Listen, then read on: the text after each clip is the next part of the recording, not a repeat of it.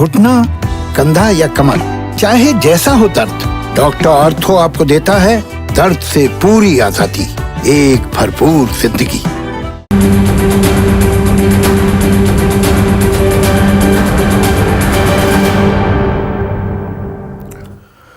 नमस्कार, मैं हूं संदीप चौधरी। आज सबसे बड़ा सवाल में हम फिर से बात करेंगे देश के किसानों की, देश के अन्नदाता की, जो आंदोलन कर रहे हैं पिछले 43 दिनों से। इस कड़ाके की ठंड में बरसात का भी कहर प्रकोप रहा, लेकिन वो अपनी मांगों पर अड़े हुए हैं दिल्ली के तमाम बॉर्डर्स पर। और सिर्फ मांगों पर अड़े नहीं हुए हैं कि तीनों कृषि कानून सरकार को निरस्त करने होंगे, रद्द करने होंगे और न्यूनतम समर्थन मूल्य को कानूनी जामा पहनाना होगा। लेकिन आज उन्होंने ट्रैक्टर परेड भी निकाली। ये आपको मैं तस्वीरें दिखा रहा हूं, Tikri border, Singhu border, Ghazipur border, Burari, कुंडली, चिल्ला, पलवल, बहादुरगढ़, जींद, हर जगह ये ट्रैक्टर परेड की गई। ये तैयारी है। ये किसान ललकार रहे हैं सरकार को कि ऐसी ही रैली, ऐसी ही परेड, गणतंत्र किसान परेड 26 जनवरी को वो दिल्ली में निकालेंगे। तो दिल्ली के चारों तरफ जो केएमपी, कुंडली, मानेसर, पलवल बॉर्डर है, वहां पर ट्रैक्टर परेड की गई। बहादुरगढ़, जींद की तस्वीरें भी दिखा रहा हूं। जींद तो केएमपी बॉर्डर पर नहीं पड़ता है, एक्सप्रेसवे पर नहीं पड़ता है, वहां पर भी ट्रैक्टर परेड निकाली गई है। और यहां पर अहम बात यह भी है कि कल यानी कि 8 तारीख दोपहर 2 बजे विज्ञान भवन में एक और दौर बातचीत होने वाली है सरकार और किसान प्रतिनिधियों के बीच। कल का दिन बहुत ही अहम दिन होने वाला है। क्या कोई रास्ता निकलेगा? क्या कोई फुल एंड फाइनल सॉल्यूशन होगी? सरकार संशोधन के लिए तैयार है, क्लॉज बाय क्लॉज बातचीत के लिए तैयार है, लेकिन किसान नेता कह रहे हैं कि नहीं, कानून तो रद्द करने होंगे और न्यूनतम समर्थन मूल्य को कानूनी जामा पहनाना होगा। तो क्या दोनों अपनी जिद पर अड़े हुए हैं या दोनों तरफ से दबाव बनाया जा रहा है? वो अंग्रेजी में कहते हैं ना, हु ब्लिंक्स फर्स्ट, पहले कौन झपकेगा? आंखें झपकेगा। इस पर ये लड़ाई आन पड़ी है क्या? यहां पर पहुंच गई है क्या नौबत? और इस बीच एक और बड़ी खबर आ रही है। सूत्रों के हवाले से खबर मिली है कि बाबा लखा सिंह हैं, ये नानकसर जो सेक्ट है, समुदाय है, उसके अध्यक्ष हैं।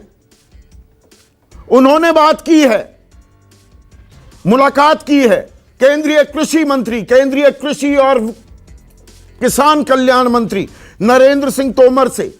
और सूत्रों के हवाले से खबर यह आ रही है कि राज्यों को यह कानून लागू करने का जो अधिकार है, यह राज्यों को छोड़ दिया जाए। जो राज्य सरकार जो करना चाहे वैसा कर ले। क्या सरकार इसके लिए तैयार है? अभी आधिकारिक तौर पर इस बात की पुष्टि नहीं हुई है, लेकिन क्या यह बीच का रास्ता हो सकता है? आपको यहां पर बता दें, कंकरेंट लिस्ट के तहत ये तीनों कानून लाए गए थे। कृषि दरअसल स्टेट सब्जेक्ट है, यह राज्यों का विषय है, लेकिन कंकरेंट लिस्ट के तहत ये तीनों कानून लाए गए थे। तो अब सरकार की तरफ से सूत्रों के हवाले से एक खबर आ रही है, यह भरोसा दिया जा रहा है बाबा लखा सिंह को। और बाबा लखा सिंह के बारे में बता दूं, भूमि पूजन जब हुई थी राम मंदिर की, तो इन्हें सरकार की तरफ से न्योता दिया गया था भूमि पूजन में शरीक होने के लिए। सरकार के करीब बताए जाते हैं और किसानों से ये मध्यस्थता की बात भी कर रहे हैं। किसानों से बात हुई है क्या? ये अहम सवाल है। अभी हमने कुछ देर पहले दर्शन पाल से बात की थी, किसान संगठनों के बड़े नेता हैं। उन्होंने कहा कि अभी इस बाबत उनके पास कोई जानकारी नहीं है, सरकार की तरफ से ऐसा कोई प्रस्ताव नहीं आया है।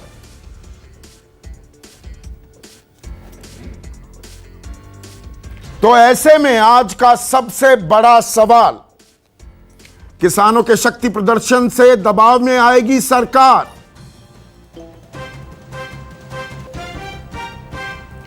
और आज के ट्रैक्टर मार्च से कल बन जाएगी बात? यह अहम सवाल है। चर्चा में मेरे साथ बीजेपी के राष्ट्रीय प्रवक्ता, राज्यसभा सांसद हैं डॉक्टर सुधांशु त्रिवेदी, कांग्रेस की राष्ट्रीय प्रवक्ता Supriya Shrinate, one of the foremost business journalist रह चुकी हैं, देश की अर्थव्यवस्था को भली भांति समझती हैं और ये किसान की पुत्री हैं, किसान की बेटी हैं। मेरे साथ बेहद ही खास मेहमान और इस देश में किसानों की समस्याओं को, किसानी की बात को और सरकारी नीतियों को इनसे बेहतर कम ही लोग समझते हैं, आंकते हैं। देश के कृषि मंत्री रह चुके हैं सोमपाल शास्त्री मेरे साथ जुड़ गए हैं। 3 किसान नेता हैं मेरे साथ, बद्री नारायण चौधरी भारतीय किसान संघ, राष्ट्रीय स्वयंसेवक संघ से जुड़ा यह किसान संघ है, उनके महासचिव, और 2 आंदोलित किसान नेता शिव कुमार कक्का जी। कक्का जी इन्हें प्यार से, आदर से, सम्मान से कहा जाता है, और काका जी लिखा हुआ है, कक्का जी लिखिए, ये मैंने बोला है कई बार। और युद्धवीर सिंह किसान नेता मेरे साथ जुड़ गए हैं। लेकिन फिर से बता दूं, बड़ी खबर बाबा लखा सिंह के हवाले से, सूत्रों के हवाले से खबर आ रही है कि बाबा लखा सिंह वो मध्यस्थता करने को तैयार हैं। सरकार ने पेशकश की है कि इन कानूनों को लागू करने का अधिकार, हक राज्य सरकारों को दिया जाए। बाबा लखा सिंह मेरे साथ जुड़ गए हैं। बाबा लखा सिंह, अभी बाबा लखा सिंह जुड़ रहे हैं, लेकिन युद्धवीर, अगर ऐसा प्रस्ताव आता है तो क्या आपको मंजूर होगा? देखिए, हमारा कोई भी फैसला हम संयुक्त किसान मोर्चा में करते हैं। कोई प्रस्ताव आएगा तो निश्चित तौर पे हम संयुक्त मोर्चे की मीटिंग पे चर्चा करेंगे, और अगर सहमति बनी तो हो सकता है, लेकिन अभी कुछ भी कहना वो बनता नहीं है हमारा, क्योंकि हम स्वयं से कोई एक संगठन निर्णय नहीं लेता। संयुक्त किसान मोर्चे में ही सारे अभी कोई प्रस्ताव आपके पास कोई नहीं आया है? प्रस्ताव अभी नहीं आया हमारे पास। कक्का जी, अगर राज्यों को अधिकार दे दिया जाए तो क्या यह बीच का रास्ता है?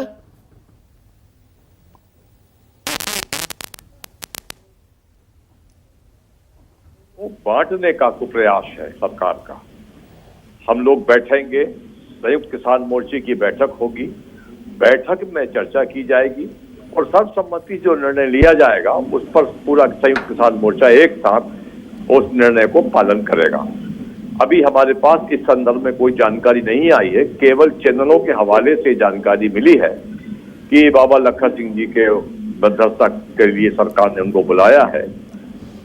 परंतु ये तय है कि ये जो प्रयास दिख रहा है हमको, कई प्रकार से बांटने के प्रयास जो हुए हैं पूर्व से, नहीं, बांटने का प्रयास कैसे हुआ? राज्य सरकारों को अधिकार दे दिया जाए, दूध का दूध, पानी का पानी भी हो जाएगा। बहुतेरे विपक्षी दल जो आपके समर्थन में आ रहे हैं, पता लग जाएगा लागू करेंगे नहीं करेंगे। देखिए, ये तो बांटने का मसली है कि ठीक है, पंजाब में वो पंजाब वालों को कह देंगे कि हम पंजाब में कांग्रेस की सरकार है, भाजपा शासित अधिकांश राज्य हैं देश में, उनमें वो लागू करा ही देंगे इस कानून को, जहां भाजपा शासित है। जो लैंड बिल के बारे में हुआ था, मतलब भूमि अधिग्रहण कानून जो वापस लिया गया, फिर राज्यों को अधिकार दे दिया, आपको लगता है किसान कानून भी उसी राह पर चले जाएंगे? जी हाँ, उसी राह पे चले जाएंगे और भाजपा शासित राज्यों में इस कानून को पास करा दिया जाएगा। ये तो हम साफ देख रहे हैं। तो इसलिए संयुक्त किसान मोर्चा की बैठक आपातकाल कल होगी और उस बैठक में हम लोग निर्णय करेंगे, वही कर लेंगे थोड़ी देर पहले पहुंचकर, और उसके बाद में एक मत होकर हम कल चर्चा करेंगे। सुधांशु त्रिवेदी, अगर मैं बड़ा अगर लगाकर यह सवाल पूछ रहा हूं, मैं जानता हूं यह हाइपोथेटिकल सवाल है, लेकिन सूत्रों के हवाले से बड़ी खबर आती है 43वां दिन इस आंदोलन का है, 60 से ज्यादा किसानों की मौत हो चुकी है, कईयों ने आत्महत्या भी की है। तो अभी परेशानी का सबब है, अन्नदाता ठिठुर रहा है, डटा हुआ है बॉर्डर्स पर। तो अगर सरकार यह कहती है नहीं, राज्य सरकारों को कानून लागू करने का अधिकार दे दिया जाता है, फर्ज कीजिए ये सरकार की मंशा है, तो फिर कानून लाने की जरूरत क्या थी? राज्य सरकार को बनाने देते। कृषि तो स्टेट सब्जेक्ट है ना वैसे भी। देखिए, मुझे भी इस विषय की ना कोई आधिकारिक जानकारी है, ना कोई व्यक्तिगत स्तर पर जानकारी है। जैसे कि अभी अन्य सम्मानित किसान नेताओं ने कहा, वैसे मुझे भी मीडिया के माध्यम से जानकारी लग रही, इसलिए मैं इस पे कुछ एक सेकंड के लिए रोक रहा हूं सुधांशु। बाबा लखा सिंह मेरे साथ जुड़ गए हैं, एक सेकंड के लिए रोक रहा हूं। बाबा लखा सिंह, क्या आपकी नरेंद्र तोमर से मुलाकात हुई है और यह मुलाकात कब हुई? आज दोपहर के टाइम। आज दोपहर को मुलाकात हुई। क्या नरेंद्र तोमर ने यह कहा है कि कानून लागू करने का अधिकार, हक राज्यों को दे सकते हैं हम? ऐसा हुआ क्या? नहीं, देखो बात ऐसे नहीं है, हमको ऐसी बात नहीं कर सकते। जो हम दोनों के बीच जो दूर बढ़ के काम कर रहे हैं, तो मंत्री साहब से भी बात की है, पूरी खुल के बात की है, और लेकिन किसानों के साथ भी हम बात कर रहे हैं। काफी मुद्दों से जो बात चल रही है, और वहाँ सरकार के पास भी हम बेनती करके आए हैं, और जहाँ भी किसानों को भी बेनती कर रहे हैं, क्योंकि हमारे दिल में दर्द है।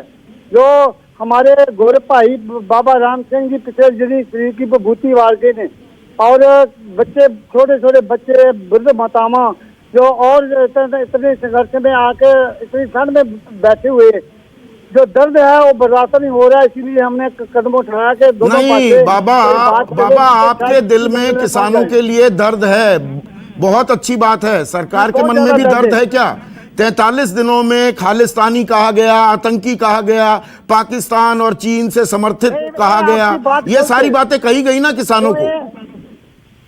नहीं, एक जो बात कही जाती है ना कि खालिस्तान की बात करते हैं, ये बात बिल्कुल गलत है। ये जो संघर्ष है किसी मुद्दे में नहीं, सिर्फ किसानी के अलावा।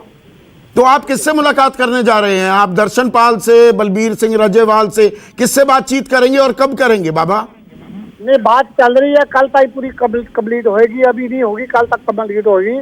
और हमने पहले बोला भी है, खालिस्तान की जो बात की हमने। तो आप इस बात को डिनाई नहीं कर रहे? अगर मैं ये कहूं कि सरकार कह रही है कि राज्यों को अधिकार दे देंगे कानून लागू करने का, आप इसे डिनाई तो नहीं कर रहे ना? सरकार नहीं कहती, सरकार नहीं गल ये बात कहती, सरकार को प्रपोजल रखी है कि ऐसे जो हो सके या किसी भी तरफ से कोई ना कोई रास्ता निकाला जाए। तो मतलब आप ये कह रहे हैं आपने सरकार को ये प्रपोजल दिया कि राज्यों को दे दो अधिकार? हम तो कई प्रपोजल डाले हैं, बहुत ज्यादा प्रपोजल डाले भी, किसी भी तरह में कोई मसला हल हो जाए। तो ये उनमें से एक प्रपोजल है, प्रस्ताव है बाबा, इसको आप इसकी तस्दीक कर रहे हैं बाबा? आपने ये प्रपोजल दिया है सरकार को कि राज्यों को अधिकार दे दो लागू करने का, केंद्र आड़े ना आए। नहीं, ऐसे हम बात नहीं कोई भी कर सकते, जब पूरी हमारी फाइनल हो जाएगी तो हमारी बात सीक्रेट जो है वायरल होगी, तो फिर मुद्दा कैसे आगे चलेगा? और कोई प्रस्ताव दिया है आपने सरकार को बाबा? क्या? और कोई प्रस्ताव भी दिया है? आपने कहा है ना कई सुझाव दिए हैं, और क्या सुझाव दिए आपने सरकार को? बहुत सारे सुझाव ही नहीं हम वायरल कर सकते। हमारी बात जो कल तक को फाइनल होगी तो फिर अपने आप ही मीडिया में आ जाएगी। तो आप दर्शन पाल और बलबीर सिंह राजेवाल, कक्का जी, इनसे कब मिलने वाले हैं? सभी को मिलेंगे, मिल रहे हैं, सभी के साथ बात होगी और हो रही है। अभी भी कुछ व्यक्तियों को हम मिल के आए हैं, और जब फाइनल हो जाएगी तो उसके बाद ही जो कोई बात है वायरल होगी। बहुत बहुत शुक्रिया बाबा लखा सिंह। तो आप मिलेंगे बाबा लखा सिंह से? जो मुझे सेंस मिली, इन्होंने प्रस्ताव दिया है, अभी वो ये नहीं कह रहे कि सरकार ने मान लिया है क्या, पर ये सूत्रों के हवाले से हमारे पास ये खबर आ रही है। अभी तक संयुक्त मोर्चे, किसान मोर्चे का जो स्टैंड है वो रिपील का, और किसी को ना अधिकृत किया संयुक्त मोर्चे ने, ना संयुक्त मोर्चे का कोई दूसरा अभी मूड है कहीं भी जाने का। अब वो तरह तो लखा सिंह, अगर बाबा लखा सिंह कोई प्रस्ताव भी लेकर आते हैं, सभी 40 प्रतिनिधियों के सामने खुलकर बात हो। मेरे ख्याल से बाबा जानते हैं अच्छी तरह से कि जो जत्थेबंदी है उनका स्टैंड क्लियर है कि रिपील से कम हमको कुछ भी मंजूर नहीं है, और मुझे नहीं लगता बाबा उसके अलग जाके कोई प्रस्ताव। सुधांशु, अब अपनी बात जारी रखिए। सरकार अगर इस बात पर तैयार भी हो जाती है कि भाई राज्यों को अधिकार हो, सवाल यह है सरकार ने कंकरेंट लिस्ट के तहत कृषि कानून लेकर आई है, तो इन्हें लाने की जरूरत क्या थी? या ये अब दबाव बना दिया, ये देशव्यापी हो गया है आंदोलन, तो अब आप ये बीच का रास्ता निकाल रहे हैं? देखिए, मैं बात विनम्रता से कहना चाहूंगा संदीप जी, आज ट्रैक्टर रैली निकली, भारतीय किसान यूनियन ने ही 2008 में आंदोलन किया था, आप मीडिया में हैं, जाकर चेक कर लीजिएगा, कि एपीएमसी का बंधक बना के रखा हुआ है, हमें मंडी के बाहर अपनी उपज को बेचने का अधिकार मिलना चाहिए। आज के जमाने में पुराने आंदोलन और पुरानी समाचारों को ढूंढना कोई बहुत मुश्किल काम नहीं, आप जाकर देख सकते हैं। अब देखिए, अब यहां पे आज अचानक यह विषय बदल गया, तो ये विचार करने का विषय क्यों बदल गया? चलिए मान लिया आज ट्रैक्टर रैली हुई ना, संदीप जी मैं आपसे पूछना चाहता हूं, भारत में कितने ट्रैक्टर हैं? पंजीकृत संख्या के अनुसार लगभग 43 लाख, और किसान कितने हैं? 62 करोड़। तो वो 61.5 करोड़ जिनके पास ट्रैक्टर नहीं है, हमें उनका भी ध्यान रखना है। आपने देखा कि आज ये ठंड के ठिठुरते में किसान भाई निकले हुए हैं। संदीप जी, आप भूल गए 8 महीने पहले जब कोविड का दौर था तो चिलचिलाती धूप में 1,000 किलोमीटर पैदल चलने वाले लोग, आज ईश्वर की कृपा से इनके पास तो 6 महीने का राशन है, उनके पास 6 दिन का राशन नहीं था। हमें उसका भी तो ध्यान रखना है। वो राशन पैदा किसने किया? 80 करोड़ लोगों के लिए 5 किलो गेहूं, 5 किलो अनाज, 5 किलो गेहूं, 5 किलो चावल, 1 किलो दाल उगाई किसने? उगाई किसने? 80 करोड़ लोगों को अनाज और वो मुफ्त दे रहे हैं। वो उगाई किसने? वो ज्यादातर किस राज्यों से हैं? झारखंड से, छत्तीसगढ़ से, उड़ीसा से, तेलंगाना से, विदर्भ से, जहां पर की वो गेहूं चावल दाल उगाई किसने थी? आप एमएसपी की दुहाई देते हैं, एमएसपी पर खरीदी हो रही है क्या? 1868 का धान 1100 पर बिकता है कि नहीं बिकता है? मैं एकदम शांति से बात कर रहा हूं। हाँ, मैं कह रहा हूं, अरे उनको भी तो देखो जिनके पास साइकिल भी नहीं थी चलने के लिए। अच्छा, 7 महीने हो गए हैं। यदि उन्हें थोड़ी सी आशा की किरण देख रही, सरकार को दोनों को देखना है, ट्रैक्टर की क्षमता वाले को भी देखना और जिसके पास बैल अच्छा, भी नहीं आप है, ये नैरेटिव क्रिएट कर रहे हैं, ये कुछ तो ये मुट्ठी भर किसान है, ये ट्रैक्टर वाले किसान बारे है, में भी विचार करिए। मतलब ये ट्रैक्टर वाले किसान है, ये साधन संपन्न किसान है, यही तो नैरेटिव बना रहे हैं। बताइए, अरे मेरी बात तो सुनिए ना। आज तो ट्रैक्टर रैली निकली थी, जिस जमाने में वो बेचारे गरीब लोग जा रहे थे, वो भी गांव के किसान थे, जो 500 हजार किलोमीटर जा रहे थे। वजह से जा रहे थे क्योंकि कुव्यवस्था हुआ, प्रबंधन नहीं हुआ, ट्रेनें आपने नहीं चलाई, बसों की सेवा नहीं हुई, वो आपकी वजह से था। आप बोल लीजिए फिर। हाँ। मैं तो शांति से बोल रहा हूं, आपको हर दूसरे वाक्य में बीच में कूद पड़ रहे हैं। बोलिए बोलिए, आप बोलिए फिर। हाँ, आप मुझसे जवाब पूछ रहे हैं कि भाषण देना चाह रहे हैं? ना ना ना ना ना ना, वो आपका अधिकार है, नेताओं का अधिकार है भाषण, पत्रकार सिर्फ सवाल तो आप फिर आप अनाधिकार चेष्टा मत करिए। हाँ। या तो आप भाषण दे लीजिए। ना ना, मैं सवाल पूछता हूं, भाषण आप दीजिए भाषण। अभी आपने बाबा लखा सिंह को इतना लपेटने की कोशिश की, लपेटे में नहीं आए, लपेटने की कोशिश की। सवाल पूछने को आप लपेटना समझते हैं, होले होले सवाल पूछूं मतलब आपसे? अब संदीप जी आपकी सुविधा अनुसार सवाल पूछूं। ट्रैक्टर है कि नहीं? 61.5 करोड़ कहां? वो 80 करोड़ लोग कहां? तो मतलब ये सिर्फ 50 लाख लोगों के प्रतिनिधि हैं ये 40 किसान संगठन? फिर आप लगातार बोल रहे हैं। हाँ, मेरा वाक्य तो पूरा होने दीजिए। हाँ, बताइए। भाई 43 लाख की भी सुनेंगे। कितने लोगों ने ट्रैक्टर निकाला था उस समय? लाओ भाई, हम अपने भाइयों को छोड़ आए जाके। मैं ये कहना चाहता हूं, जिसके पास बैल की जोड़ी भी नहीं है, जिसके पास 2 जून का खाना भी नहीं है, जो झारखंड, छत्तीसगढ़, उड़ीसा के इंटीरियर इलाकों में बैठा है, जिसे आशा की किरण नजर आ रही, हमें उसका भी ध्यान रखना है, का भी ध्यान रखना है। तो और अच्छा, अभी कक्का जी ने कहा कि किसानों को बांटने की बात होगी राज्य के अनुसार अलग अलग करने पे, तो मैं विनम्रता से कक्का जी और सुप्रिया जी दोनों से पूछता हूं, जब हम कहते हैं कि केरल में एपीएमसी नहीं, तो कहते हैं वहां की स्थिति अलग है, इसलिए उसको अलग ढंग से देखिए, इससे अलग। इसका मतलब हर राज्य की स्थिति अलग है, मगर जब रिपील करना हो तो एक साथ देखिए। तो पहले आप तय कर लीजिए, पूरे देश में एक परिस्थिति मानते हैं या अलग अलग मानते हैं? अलग अलग मानते हैं तो उस ढंग से स्टैंड लीजिए, एक मानते हैं तो उस ढंग से स्टैंड लीजिए। मैं दोनों स्थितियों में जवाब देने को तैयार। तो आपने जैसा झारखंड का, आपने बिहार का जिक्र करना मुनासिब नहीं समझा, मैं शायद वजह जानता हूं। बिहार में एपीएमसी 2006, बिहार, महाराष्ट्र, हाँ हाँ, वहां छोटे किसान है ना सुधांशु? हाँ हाँ, वहां छोटे किसान है ना, वो 61.5 करोड़ 86% जो छोटे और मझोले किसान है वो बिहार में भी आते हैं ना। वहां एपीएमसी हटी 2006 में, आप ही की सरकार ने हटाई। सालाना आय बिहार के किसान की 42,000 रुपए है। आप बताते हैं कृषि की विकास दर वहां 12-13% पे सरपट भाग रही है। वो विकास दर का क्या करे किसान? उसकी आमदनी है 42,000, 3,500 रुपए महीना। तो आप ये कह रहे हैं 3,500 रुपए महीने की आमदनी कर ले। यूपी, हरियाणा, पंजाब में 2,19,000 की सालाना आय, हरियाणा में 1,90,000 की सालाना आय है। संदीप जी, अब मैं बोल लूं? जी बोलिए ना। बिहार के विषय में बोला आपने, 2006 में हमारी सरकार ने परिवर्तन किया, बिल्कुल मानता हूं। अर्ध सत्य क्यों बोलते? पूरा सत्य बोलिए। 2 रिफॉर्म्स हमारी सरकार ने लागू किए। 2015 से 17 जब आरजेडी और कांग्रेस की मिलीजुली सरकार थी, कृषि मंत्री कांग्रेस का था, उसने बिहार में तीसरे स्टेज का रिफॉर्म लागू किया। तो कहिए ना, दोनों सरकारों ने मिलकर लागू किया। मैं तो कहता हूं इस तमाम में सभी नंगे हैं। ये खोखला नारा सुधांशु बिल्कुल सही है, आपने मेरे को पकड़ा। बिहार में कर्मचारी की आय भी कम है। नहीं, आपने बिल्कुल सही पकड़ा मुझे। आपने आय की बात की ना, कर्मचारी की। उत्तर भारत के 2 सबसे अमीर राज्य और सबसे गरीब राज्य की तुलना यह युक्ति संगत नहीं। ना, आपने बिल्कुल सही पकड़ा मुझे। सोमपाल शास्त्री, देखिए ये घड़ियाली आंसू बहाते हैं। सारी सरकारें इस हमाम में, सारे राजनीतिक दल दरअसल नंगे हैं। 1970 से 2015, और सर आपको ये सारी रिसर्च का पता है, 45 साल की एक स्टडी की गई, किसानों की आमदनी 45 साल में सिर्फ 19 गुना बढ़ी। एक सरकारी कर्मचारी किया है जिसका जिक्र किया अभी सुधांशु त्रिवेदी ने, वो भी 150 गुना से ज्यादा बढ़ गई थी। तो यहां पर ये एक दूसरे पर जो पाले में गेंद डालने की कोशिश होती है, दरअसल ये जय किसान का नारा खोखला है ना सर, इसलिए वो आंदोलित है आज। जी, आप मुझे पूछ रहे हैं? जी जी जी सोमपाल जी।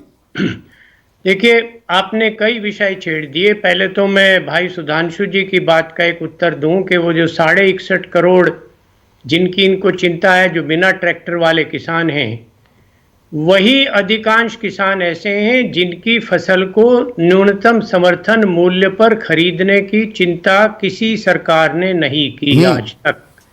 उसमें इनकी सरकार भी सम्मिलित है, और आज तक की बात कह रहा हूं मैं जिम्मेदारी से। तो आज ये भाषा बोलना कि ट्रैक्टर वाला किसान अलग है और बिना ट्रैक्टर वाला किसान अलग है, तो अगर इतनी चिंता थी तो उनकी कम से कम न्यूनतम समर्थन मूल्य पर तो खरीद कर देते। आप सही तो कह रहे हैं, मुझे भी बिहार की जानकारी है, झारखंड की जानकारी है, उड़ीसा की भी है, बंगाल की भी है, आंध्र की भी है। वहाँ तो जो धान का 1800 कुछ रुपया न्यूनतम समर्थन मूल्य केंद्र सरकार द्वारा घोषित किया गया, उसके मुकाबले में 1100 से 1200 रुपया, और पश्चिम यूपी में संदीप जी जहां से मैं और आप आते हैं, वहां भी 1400 रुपए में बिका है। तो अगर उन्हीं किसानों की थी तो आप कानून में यही कर दें कि जो बिना ट्रैक्टर का किसान है उसका तो हम खरीद लेंगे C2 के ऊपर 50% जोड़कर।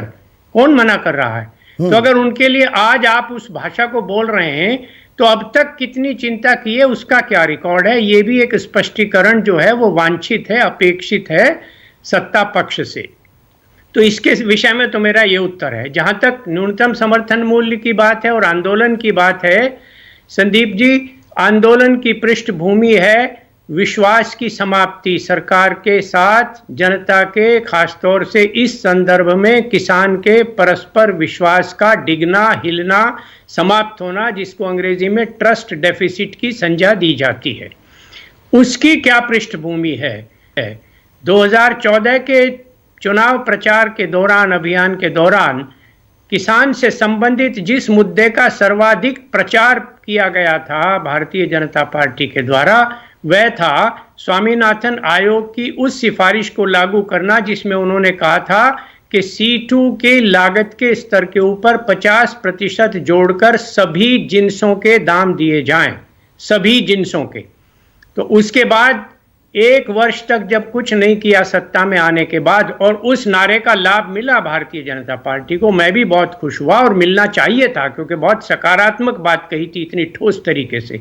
परंतु 15 में तक जब नहीं किया तो कुछ लोग लोकहित याचिका लेकर सर्वोच्च न्यायालय चले गए और वहां सरकार ने शपथ पत्र, एक एफिडेविट दाखिल कर दिया, यह कहते हुए कि केंद्रीय सरकार के पास जो उपलब्ध वित्तीय संसाधन है उसमें इसको लागू करना संभव नहीं है।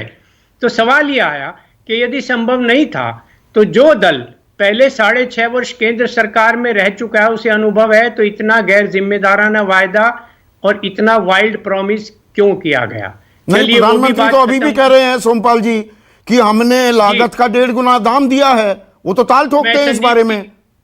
मैं आ रहा हूं संदीप जी उसके ऊपर। हाँ, अब 2018 में आकर जिसको कह रहे थे कि ये संभव नहीं है, उसी बात को निकालकर रबी की फसलों का दाम घोषित करते समय यह दावा ठोक दिया गया कि हमने 50% जोड़कर न्यूनतम समर्थन मूल्य घोषित कर दिया, और उसमें चालाकी एक की गई, किसान उसमें ठगा महसूस किया किसान ने कि C2 लागत के स्तर को A2 plus FL family labour, पारिवारिक श्रम की लागत के ऊपर जोड़कर 50% जोड़ दिया। तो वह फार्मूला तो लगभग पहले से ही लागू था, मुश्किल से थोड़ा सा सीमांत 20-15 रुपए का फर्क पड़ा होगा प्रत्येक फसल में, तो उसको भी दावा ठोक दिया और आज तक उसको बाकायदा छाती ठोक कर कह रहे हैं कि हमने लागू कर दिया, जबकि ये बात सत्य नहीं है। अर्ध सत्य और सत्य को छोड़ दीजिए, तो ट्रस्ट डेफिसिट है ये जो आप कह रहे हैं सोमपाल शास्त्री। 1 मिनट, बद्री नारायण चौधरी स्क्रीन पर।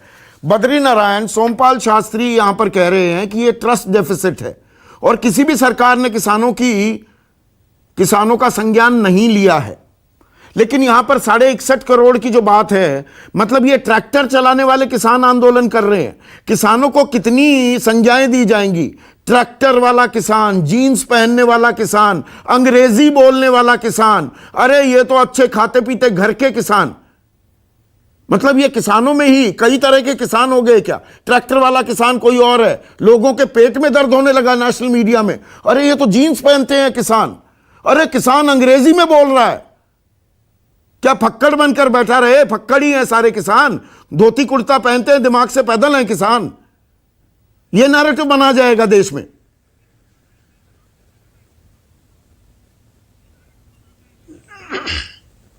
देखिए संदीप जी, किसान कौन नहीं है? आज राजनेता भी किसान है, व्यापारी भी किसान है, कर्मचारी, अधिकारी और यहां तक कि विद्यार्थी, जिसको देखो सब किसान हैं। और जो जिनके पास जमीन नहीं है वो भी किसान है बहुत सारे। इसलिए किसान का विषय और छेड़ने का कोई लाभ नहीं है। इस समय विषय है कि ये जो तकलीफ पा रहे हैं किसान, ये जो इस ठंड के अंदर पड़े हुए हैं, बच्चे, महिलाएं, पुरुष, सारे के सारे, इन सब की समस्या का समाधान कैसे हो। कल बैठक का दिन है, इसलिए मैं मानता हूं कि उसमें योगदान देने के लिए एक पृष्ठभूमि तैयार होनी चाहिए। जहां तक सवाल है, अब तक जो वार्ता बार बार टूटती जा रही है, उस वार्ता में हम एक कदम आगे बढ़ें। मेरे ख्याल से हमारी ये जो मांग है तीनों बिल वापस लेने की, ये तो बाद में आखिरी में जोड़ी जाए। पहले एक बार एमएसपी का समाधान तो किया जाए। बिंदु पर सरकार बोलती है तो एमएसपी को बिंदु मान करके उसके ऊपर हम चर्चा को क्यों नहीं ले जाते? नहीं, सरकार को मुझे ये बताइए बद्री नारायण चौधरी, उम्मीद लगाए बैठा है। एक मिनट सर, आप भारतीय किसान संघ के महासचिव हैं, मुझे ये बताइए, जब सरकार कह रही है जी हम लिखित आश्वासन दे देंगे, हमारी बात पर भरोसा करो एमएसपी को लेकर, तो लिखित आश्वासन और कानूनी जामे में ऐसा कौन सा दिन रात का अंतर है? अगर लिखित आश्वासन दे रहे हो, जबान की कीमत, अपनी जबान का भरोसा दिला रहे हो, तो कानूनी जामा पहना दो। दिक्कत क्या है बद्री बाबू?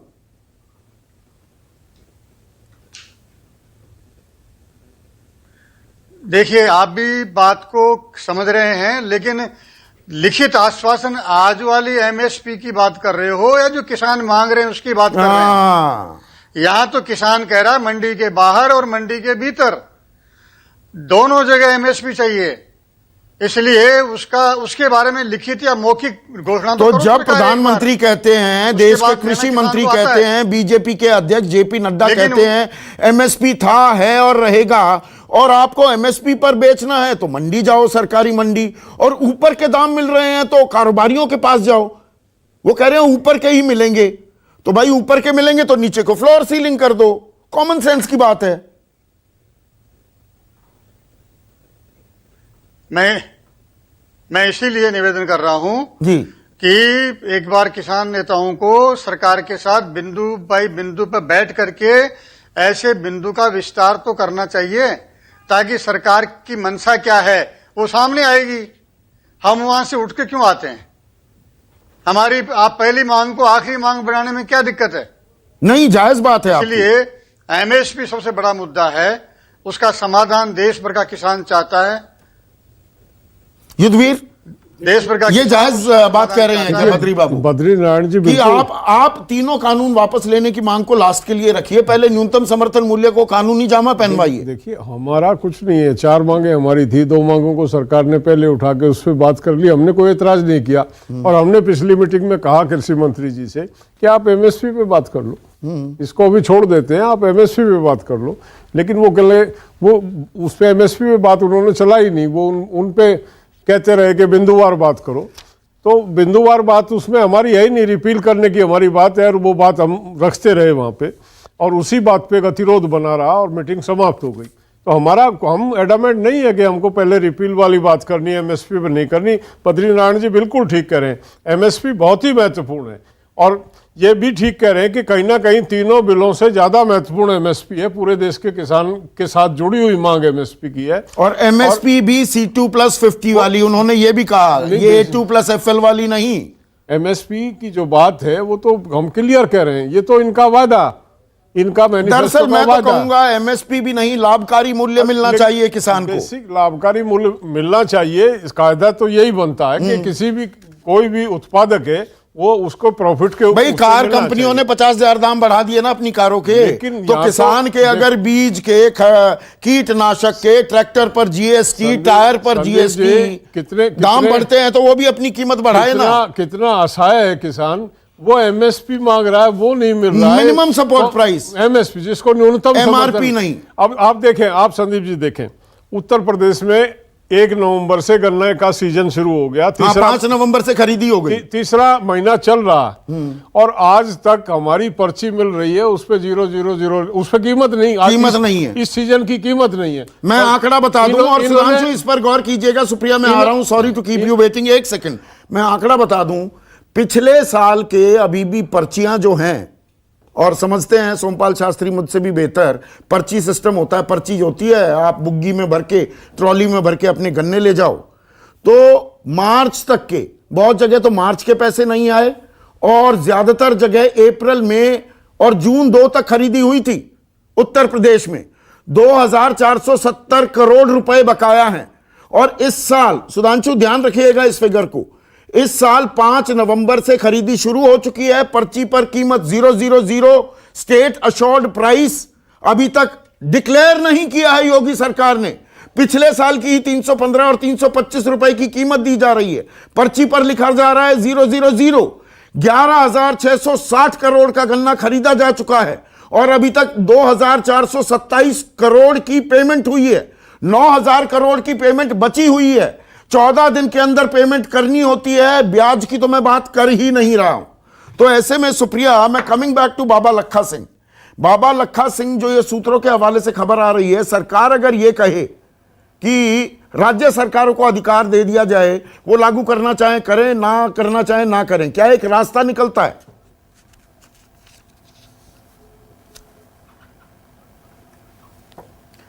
ऐसा है संदीप जी कि सबसे पहले मैं 2 बातें कहूंगी आपका सवाल आंसर करने से, उसका उत्तर देने से पहले। काफी पाप हो चुका है किसानों को तरह तरह की बातें कहकर नक्सलवादी, आतंकवादी, चीन पाक एजेंट, टुकड़े टुकड़े गैंग। मुझे लगता है कि अब उनको जो ये डिवाइड एंड रूल का काम अंग्रेज कर रहे थे ना, वो करके उनको इतना बदनाम ना किया जाए। अब ये कहा जा रहा है ट्रैक्टर वाले फार्मर और बिना उनके फार्मर। खैर, आपने एक सवाल पूछा, इस सरकार ने लैंड एक्विजिशन बिल को, जो भूमि अधिग्रहण बिल था, उसको भी पुश करने की जबरदस्त कोशिश करी थी और नहीं कर पाए थे। और अंततोगत्वा सेक्शन 254 सबसेक्शन 2 के अंतर्गत उन्होंने यह फैसला स्टेट्स पे छोड़ा था। बहुत सारे ऐसे वाक्य आए हैं उन स्टेट्स पर जिन्होंने इसको लागू किया है, जहां पर किसानों का शोषण हुआ है। तो क्या क्योंकि इनकी सरकारें हैं बहुत राज्यों में, हमें यह शोषण मंजूर होगा? मुझे ऐसा लगता है कोई भी सभ्य समाज ऐसा शोषण मंजूर नहीं करेगा। और मैं एक छोटी सी बात ये जरूर बताना चाहती हूं आपके माध्यम से आपके व्यूअर्स को कि सरकार की प्राथमिकता क्या है किसानों को लेकर। मैं उत्तर प्रदेश से हूं, आप भी उत्तर प्रदेश से हैं। उत्तर प्रदेश में एक ये सरकारी नोटिफिकेशन आया है जो मेरे हाथ में है। इसमें बहुत क्लियरली लिखा हुआ है कि हर जिले में एक नोडल अधिकारी बनेगा। और वो नोडल अधिकारी कौन है? वो पुलिस का अधिकारी है और डीआईजी लेवल रैंक से नीचे एक भी अधिकारी उसमें नहीं है। और वो क्या काम करेगा अब आप सुनिए। वो उत्तर प्रदेश में किसानों को चिन्हित करेगा कि आंदोलन से जुड़ने की संभावना है अथवा नहीं है। ऐसे काम क्या पुलिस से करवाए जाते हैं? किसानों का दमन करना क्या इस सरकार की बात है? इसका जवाब मैं जरूर सुनना चाहती हूं भाजपा के प्रवक्ता से कि क्या पुलिस को किसानों के मामले में लाकर उनको डराना, धमकाना, चिन्हित कराना, क्या यह न्यायोचित है या यह पाप है? इसका जवाब दे दे। किसानों को पर इस बात का भी तो जवाब देंगी। एपीएमसी हटाने को लेकर शरद पवार की कमेटी से लेकर भूपेंद्र सिंह हुड्डा, आप लोगों ने एपीएमसी को, इस व्यवस्था को और ज्यादा लूजन अप करने के सारे काम तो आपने किए थे। आप ही उन बातों पर सवाल उठा रही हैं। ये तो आपका चलाया हुआ कृषि सुधारों का एक प्रोसेस था जिसे आगे बढ़ाया बीजेपी ने।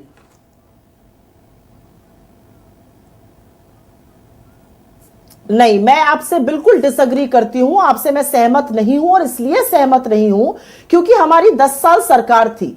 अगर वाकई में हम कुछ ऐसा करना चाहते तो हम 10 साल तक कानून क्यों नहीं बदल सकते थे? देखिए, बहुत सारे प्रपोजल किसी भी सरकार में आते हैं, मोदी सरकार में भी आते हैं, लेकिन उन प्रपोजल्स को कानून बना देना और फिर अड़ जाना कि नहीं कुछ भी हो जाए हम इसको वापस नहीं लेंगे, इसको राजहट कहा जाता है। राजधर्म यह है कि आपने कानून बनाया है, जिन लोगों के लिए बनाया है उनको मंजूर नहीं है, उसको वापस लीजिए। हमारे यहां भी प्रपोजल आए थे लेकिन हमको नहीं आवश्यकता लगी कि ऐसे कानून बने, इसलिए ये कानून नहीं बने। 10 साल तक सरकार थी, बनाना चाहते तो कानून बना लेते। और मैं एक बार फिर से ये जरूर क्लैरिफाई करना चाहती हूं कि एपीएमसी मार्केट को बढ़ाना एक बहुत बड़ा रिफॉर्म होता। किसानों के करीब लाइए उनके मार्केट को, छोटे छोटे कस्बों में, बड़े बड़े गांवों में मंडी बनाइए। यहां तो एपीएमसी को निस्तो नाबूद करने की बात करी जा रही है। और आपने एक आंकड़ा दिया था, एक मैं भी दे देती हूं, 2 लाख से ऊपर वार्षिक आय है पंजाब के किसान की, 1,80,000 हरियाणा किसान की है। बिहार में जहां पर एपीएमसी नहीं है, मात्र 42,000 रुपए किसान की वार्षिक आय है। क्या हम देश को बिहार बनाना चाहते हैं या देश के किसानों को पंजाब की तरफ ले जाना चाहते हैं? सुधांशु, रिस्पॉन्ड कीजिए, आप बीच में कुछ कहना चाह रहे थे। अब अगर आप बात करने का मौका दें, क्योंकि सारे प्रश्न हम ही से हैं, और यदि आपको हर दूसरे वाक्य में बोलना हो तो आप पहले बोल लीजिए, फिर मैं आपकी बात का भी मिला के जवाब दे दूं। चलिए, थोड़ी भड़ास निकाल ली आपने, अब बोलिए, धारा प्रवाह बोलिए। नहीं, मैं भड़ास नहीं निकाल रहा हूं, सारे प्रश्न मुझसे। आपको आप 1 मिनट सिर्फ सुधांशु स्क्रीन पर, हाँ बोलिए। हाँ, अब मैं बोलता हूं, मैं सीक्वेंस से सबका जवाब देता हूं। पहले सुप्रिया जी ने कहा कि एपीएमसी न होने से बड़ा शोषण हो रहा है और किसानों के लिए मंडियों की और संख्या होनी चाहिए। आज तक मुझे इस यक्ष प्रश्न का जवाब नहीं मिला कि केरल में इतना भयानक शोषण क्यों करवा रहे हैं जहां राहुल गांधी जी सांसद हैं। पॉइंट नंबर 2, इन्होंने कहा 10 साल में हम होते तो ऐसा नियम बना लेते। कृपया बता दें कि 10 साल में स्वामीनाथन कमीशन की रिपोर्ट में 1 इंच भी क्या लागू किया? आज तो C2, L2 सारे प्रश्न पूछ लिए गए। पॉइंट नंबर 3, इन्हीं की सरकार ने कहा था कि 2/3 लोगों को वो नहीं मिलता है, इसलिए जब हम 2/3 लोगों की बात कही तो वो डिवीजन की बात होती है। क्यों भी भाई विभेद करवा रहे हैं दिल्ली के किसान और केरल के किसान में? क्यों नहीं दोनों को एक रखना चाह रहे हैं? क्यों भी भेद करवा रहे हैं फल और सब्जी को एपीएमसी से बाहर रखकर गेहूं और चावल को रखने में? गेहूं चावल उगाने वाले, फल सब्जी उगाने वाले के बीच में क्यों भेद करवा रहे हैं? साफ साफ बता देना। और यदि किसान देश का पूर्णतः आंदोलित है तो कम से कम अपने राज्यों में फोटो खिंचवाकर सोशल मीडिया पर यूट्यूब पर फोटो डालिए, राजस्थान में, छत्तीसगढ़ में, विदर्भ में, जहां विपक्ष की सरकारें हैं। और मैं आदरणीय सोमपाल शास्त्री जी का जवाब देता हूं। सोमपाल शास्त्री जी का मैं बहुत सम्मान करता हूं कृषि के विषय में। मैं मानता हूं कि उनके समक्ष कोई मेरी कोई हैसियत नहीं कि मैं बात करूं, मैं केवल फैक्ट रख देता हूं। उन्होंने भी अर्ध सत्य बोला। उन्हें कहना चाहिए था जब मैं देश का कृषि मंत्री बना तो उससे पहले 50 साल कांग्रेस की सरकार थी और उस समय कृषि ऋण पर ब्याज की दर 14 से 18% थी और ट्रैक्टर खरीदने के लिए जमीन के अनुपात में नहीं, पूरी जमीन गिरवी रखनी पड़ती थी। फिर वाजपेयी सरकार ने उसे घटा के 8 से 9% किया। देश में पहली राज्य सरकारें जिन्होंने पहले साल 0% कृषि ऋण देना पड़ा तो वो कर्नाटक और मध्य प्रदेश की सरकारें थी। उसके बाद उन्हें यह कहना चाहिए था कि स्वामीनाथन कमीशन का गठन एनडीए सरकार ने किया। फिर उन्हें कहना चाहिए था 10 साल तक यूपीए ने 1 इंच भी आगे नहीं बढ़ाया। उसके बाद में सम्मान से यह बात स्वीकार कर लेता कि 14 में आने के बाद जब 15 में सरकार ने कहा तो उनको इस बिंदु पर आपत्ति है। और फिर यह भी कहना चाहिए था स्वयं स्वामीनाथन जी ने भी सरकार के इस सहयोग की प्रशंसा की थी। तो मैं उसके बाद मान लेता कि सारी की बात अपनी जगह बिल्कुल सही है। इसके बाद जो युद्धवीर जी ने कहा तो मैं इस बात पे पूरी ईमानदारी से यह कह देना चाहता हूं, सरकार खुले दिल से तैयार है। यदि आप राज्यों की बात कहते हैं, मुझे कोई ऐसी जानकारी नहीं है, आज भी राज्यों के हाथ में यह अधिकार तो है ना संदीप जी, किस चीज को अपराध घोषित कर दें। कह दें एमएसपी पे एक से कम खरीदा जाएगा तो अपराध होगा। और अगर बाजार को तय करेगी सरकार तो एक पुरानी कहावत है संदीप जी, राजा बना व्यापारी तो जनता बनी भिखारी। ये इतिहास का कोई कालखंड बता दीजिए और भूगोल का कोई भूखंड बता दीजिए जहां सरकार बाजार को नियंत्रित करके जनता में समृद्धि ले आई।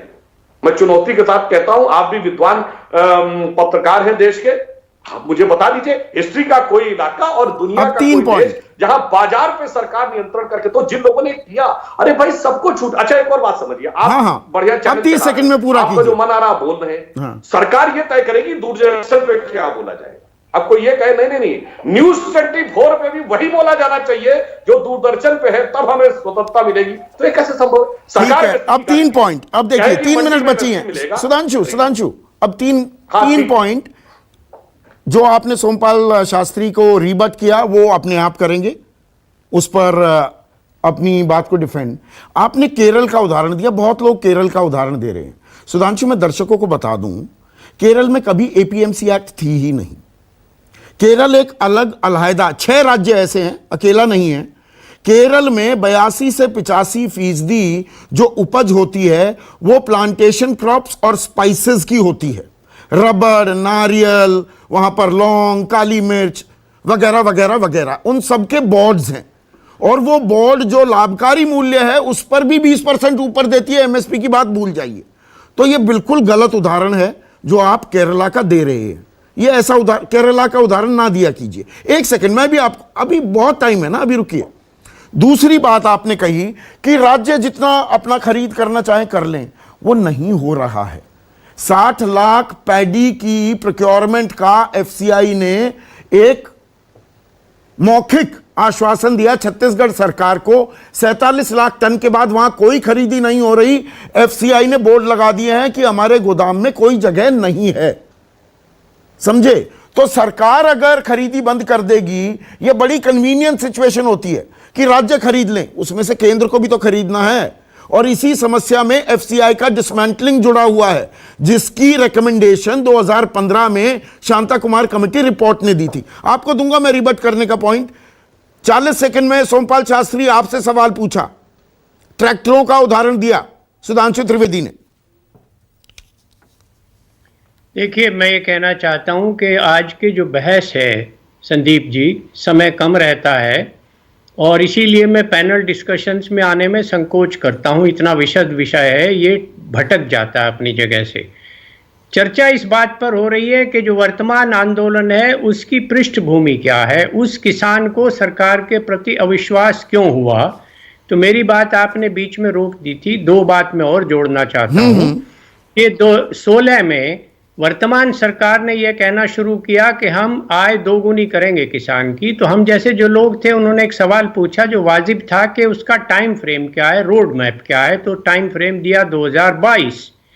आप 2019 की सीएसीपी की सरकारी रिपोर्ट उठाकर देख लीजिए, उसमें जो ग्राफ छपे हैं उसमें स्पष्ट रूप से कहा गया है कि 23 जिन्सों में से केवल उड़द को छोड़कर जो ग्रॉस इनकम है, प्रॉफिट है किसान का, वो औसतन 30% कम हुआ है 13 और 18 के मुकाबले में।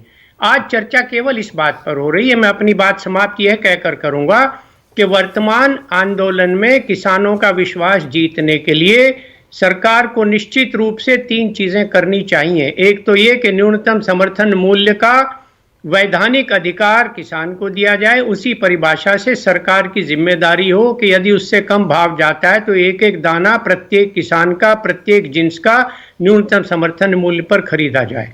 सीएसीपी को संवैधानिक दर्जा देकर उसका आधार बढ़ाया जाए, जिसमें प्रशासनिक अधिकारी, किसानों के प्रतिनिधि, व्यापार के प्रतिनिधि, अर्थशास्त्री, न्यायविद हों और उसकी सिफारिशें सरकार को मान्य हों, बाधित हों। और तीसरी बात, सीएसीपी का जो फार्मूला है उसको बीआईसीपी के फार्मूले, bureau of industrial cost and prices के आधार पर करके न्यूनतम समर्थन मूल्य घोषित किए जाएं। ये तीनों चीजें सरकार अगर आश्वासन देती है, और लिख कर देने से नहीं, कानूनी अधिकार, क्योंकि लिखकर तो स्वामीनाथन कमीशन भी कहा था, पार्लियामेंट में वक्तव्य है कि डबल करेंगे इनकम, वो भी कहा था। तो पार्लियामेंट में कहा हुआ भी तो मतलब लिखित से काम नहीं चलता है। भरोसा, ट्रस्ट डेफिसिट है। सुधांशु त्रिवेदी ये बात मानेंगे, ट्रस्ट डेफिसिट है, पहले वो खाई पाटनी पड़ेगी। अब मैं जवाब देता हूं। देखिए, सोमपाल शास्त्री जी ने जो बात कही, अगर ट्रस्ट डेफिसिट इस ढंग का हो जाएगा तो हम और आप जो नोट यूज करते हैं उस पर भी तो लिखित वचन ही तो होता है कि मैं धारक को 100 रुपए देने का वचन दे देता हूं। सरकार शपथ पत्र कोर्ट में देती है, वो संसद से पारित कानून नहीं होता है। वो भी सरकार का हलफनामा माना जाता है। और मैं पुनः पूछना चाहता हूं, जितने प्रकार के विचार व्यक्त किए सोमपाल शास्त्री जी ने, तो उल्लेखनीय बात यह है कि वो कृषि विशेषज्ञ नहीं, कृषि मंत्री रह चुके हैं। तो कृषि मंत्री रहते हुए क्या क्या कदम उठाए थे या कौन सी चीज थी उस समय सरकार को क्या लिख के दिया था, उसका ही ब्यौरा होना चाहिए, या यह विचार बाद में आया। मैं याद दिलाना चाहता हूं, जिस समय वो कृषि मंत्री थे उस समय 1 जनवरी 95 के WTO के सिग्नेचर के बाद हमारे हाथ कैसे बंधे थे। फिर याद करिए, नवंबर 99 में सियाटल WTO हमने सबोटाज किया था, जाके चेक कर लीजिएगा, वर्ड यूज होता है इंडिया सबोटाज सियाटल।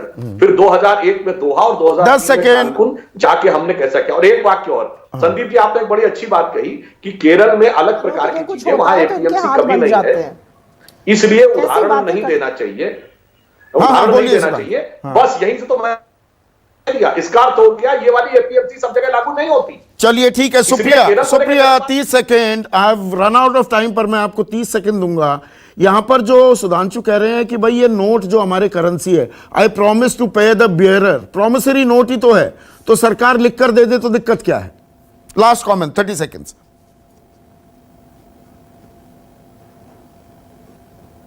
मैं सिर्फ इतना कहूंगी कि कानूनी जामा में किसी की वैधिक गारंटी में और प्लस लिखित बात में बहुत अंतर होता है, जमीन आसमान का अंतर होता है। क्योंकि सरकार ने बहुत सारी बातें कही हैं, 15 लाख, 2 करोड़ रोजगार, 21 दिन में कोरोना, ये सब बेमानी बातें हैं। अगर आपका दिल साफ है, इसमें क्या बड़ी बात है? बड़े दिल से सरकार चलाइए, MSP का एक ऑर्डिनेंस ले आइए। मैं तो ये कहती हूं, इनको तो अध्यादेश से सरकारें चलानी बहुत आती हैं। MSP का ऑर्डिनेंस लाइए, बड़े दिल से लोगों से बात करिए, इसका समाधान निकालिए। क्यों नहीं ऐसा हो रहा है, ये मैं जानना चाहती हूँ। तो बड़ा दिल क्यों नहीं कर सकते? किसानों को हम अन्नदाता कहते हैं, बहुत कुछ कहा, अब अन्नदाता कहने पर सब मजबूर हो गए हैं। तो बड़ा दिल क्यों नहीं दिखाया जाता? क्योंकि बड़ा दिल दिखाकर ही रास्ता निकलेगा। और जब मैं बड़ा दिल कहता हूं, दोनों तरफ की बात कह रहा हूं, सरकार को भी और किसान संगठनों को भी। क्योंकि ऐसा नहीं हो सकता कि तीनों कानून में सब कुछ गलत है। तो रास्ता तो बातचीत से निकलेगा और बड़ा दिल दिखाना पड़ेगा। आज के लिए बस इतना ही, नमस्कार। खास जड़ी बूटियों से बना पेट सफा आयुर्वेदिक चूर्ण आज ही ले आएं। पेट सफा पहली रात से ही असर दिखाता है और इसकी आदत भी नहीं पड़ती। पेट सफा, हर रोग दफा।